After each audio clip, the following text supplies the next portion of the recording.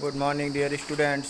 Saurabh sir की online history की class में आप सभी का स्वागत है। आज हम क्लास 7 का जो सेकेंड चैप्टर है उत्तर तथा दक्षिण भारत के राज्य, उनमें जो उसका कुछ भाग यहाँ पर पढ़ेंगे। तो अभी तक हमने चोल शासन, राजपूत शासन, गुर्जर, प्रतिहार, पाल आदि वंशों के विषय में पढ़ा, तुर्कों के विषय में भी जाना। आज हम राजेंद्र चोल, जो चोल शासन के अंतर्गत एक राजा हुए थे, उनके विषय में यहाँ पर इस पाठ के माध्यम से जानकारी प्राप्त करेंगे। राजेंद्र चोल अपने पिता राजराज प्रथम का उत्तराधिकारी था और उसने अपने राज्य के विस्तार की नीति को आगे बढ़ाया। उसने श्रीलंका पर पूर्ण विजय प्राप्त की तथा फिर उसने वेंगिस के चालुक्यों को हराया। उसने बंगाल पर आक्रमण किया और पाल राजा महीपाल को हराया। इस विजय के बाद राजेंद्र को गंगाई कोंडा की उपाधि मिली। गंगाई कोंडाई किसको कहा जाता है? राजेंद्र चोल को, जिसका अर्थ है गंगा को जीतने वाला। उसने वेस्ट इंडीज पर भी दावा बोला और जावा, सुमात्रा तथा मलय प्रायद्वीप को जीता। उसने गंगाई कोंडा चोलापुरम नामक नई राजधानी बचाई। राजेंद्र के अधीन व्यापार खूब पला फूला। कई सौ शताब्दियों तक भारतीय व्यापारी दक्षिण पूर्व एशिया के भिन्न हिस्सों से व्यापार करते रहे और यह व्यापार दक्षिणी चीन तक भी फैला। राजेंद्र प्रथम के उत्तराधिकारी कमजोर होते गए। राज्य के विभिन्न हिस्सों में विद्रोह फैला हुआ था और बहुत सारे स्वतंत्र राज्य बन गए थे। 1276 ईस्वी पांड्य शासक जलवर्मन सुंदर ने आखिरी चोल राजा राजेंद्र द्वितीय को पराजित करके चोल राज्य के बहुत बड़े हिस्से को अपने राज्य में मिला लिया था।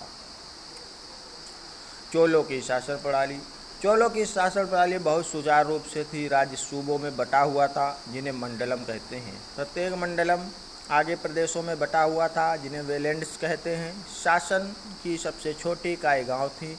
वहाँ 3 प्रकार की सभाएं थीं: उर सभा और नगरम। उर साधारण गांव वालों की सभा थी। सभा ज्ञानी ब्राह्मणों की सभा थी और नगरम व्यापारी, सौदागरों और शिल्पकारों की सभा थी। इन सभाओं के प्रमुख कार्य कर इकट्ठा करना, झगड़ों का निपटारा करना, मंदिरों की देखभाल करना, सिंचाई के कार्य देखना, सफाई और स्वास्थ्य थे। सामाजिक जीवन: राजशाही ब्राह्मण परिवारों के सदस्य और व्यापारी संपन्न जीवन व्यतीत करते थे। महिलाओं को अत्यधिक सम्मान दिया जाता था और उन्हें आज़ादी प्राप्त थी। महिलाओं की शिक्षा पर भी विशेष ध्यान दिया जाता था। मजदूर और किसान बहुत ही गरीब थे। शूद्रों से तो अछूतों की तरह व्यवहार होता था। अब आता है धर्म। अधिकांश प्रजा हिंदू धर्म की अनुयायी थी। राजेंद्र चोल के शासन में अधिकांश प्रजा क्या थी? हिंदू धर्म की अनुयायी थी, लेकिन बौद्ध धर्म और जैन धर्म भी प्रचलित थे। चोलों के शासनकाल में कई धार्मिक आंदोलन भी शुरू हुए। अलवर के वैष्णव धर्म के भक्ति गीत प्रसिद्ध हुए, जबकि नायानार ने शिव की प्रशंसा में भजन भी गाए। लिंगायत इस काल का सबसे प्रसिद्ध धार्मिक मत था। कुछ महान धार्मिक शिक्षक जैसे शंकराचार्य और रामानुज भी इस काल में रहते थे। शंकराचार्य ने अद्वैत के दर्शन की शिक्षा दी, जिसका अर्थ है भगवान अद्वितीय है, अर्थात अद्वितीय में जिसके समान कोई दूसरा न हो।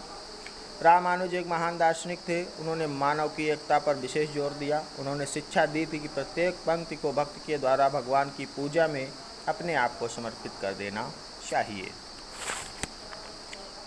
कला एवं स्थापत्य: चोल शासकों ने कला और स्थापत्य में विशेष योगदान दिया। उन्होंने तंजौर का गंगई कोंडचोलपुरम में अनेक सुंदर बाग, सभागारों, मंदिर तथा महलों का निर्माण कराया। तंजौर तथा बृहदीश्वर मंदिर द्रविड़ शैली की स्थापत्य कला के सर्वोत्तम उदाहरणों में से एक है। चोलों ने मूर्ति कला का भी विकास किया। वे पत्थर तथा कांस्य की देवी देवताओं की मूर्तियों के निर्माण में भी दक्ष थे। नटराज की कांस्य प्रतिमा मूर्ति कला का एक उत्कृष्ट उदाहरण है। अर्थव्यवस्था: जन साधारण का जीवन समृद्ध था। राज्य के सत्ताधारी सदस्य कृषि, कला, शिल्प तथा व्यापार के विकास के लिए विशेष ध्यान रखते थे। भूमि सर्वेक्षण किए जाते थे तथा भूमि की गुणवत्ता के आधार पर भू राजस्व निर्धारित किया जाता था। सड़कों तथा संचार के साधनों का उत्तम प्रबंध था। सभी व्यापारीगण श्रेणियों में संगठित थे और वे देशी एवं विदेशी व्यापार करते थे।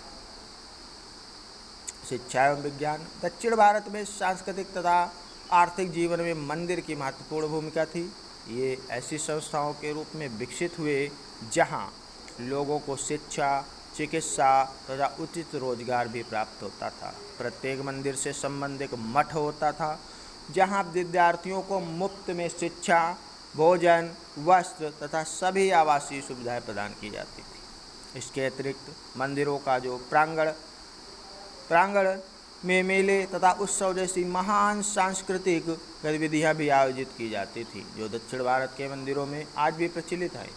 800 ईस्वी से 1200 ईस्वी के बीच के शासनकाल का समय वास्तव में दक्षिण की राजनीतिक, आर्थिक और सांस्कृतिक उन्नति का काल है। तो आज के लिए बस इतना ही। That's all. Thank you.